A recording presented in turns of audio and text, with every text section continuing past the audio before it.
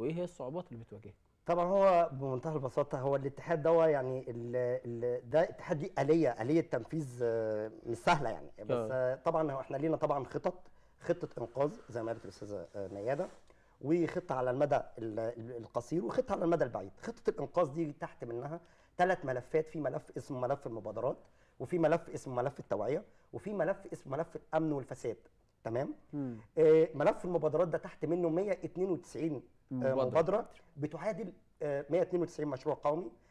تم تنفيذ منها منهم اثنين. على سبيل المثال. منها على سبيل المثال مشروع زراعه ال 50 مليون شجره فاكهه، وده جاري العمل فيه.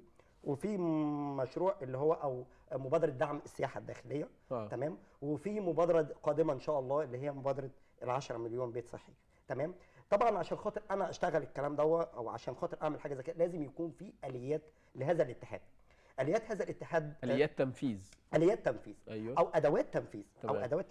ادوات التنفيذ بتاعت هذا الاتحاد مكونه من حاجه اسمها حركه تنميه مصر، ودي تم تاسيسها بالفعل. تمام. والحركه دي متوليه اللي هي ملف الامن والفساد.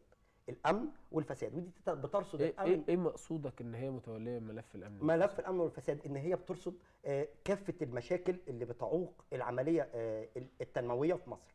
منها على سبيل المثال بتعيق مشاكل التنميه داخل المؤسسات الحكوميه. تمام. المشاكل اللي بتعيق هل تقصد بالفساد الفساد الاداري ام الفساد المالي؟ الفساد ككل.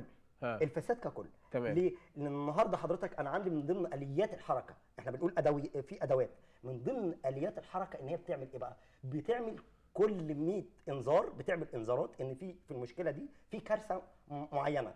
في يعني انذارات لمين؟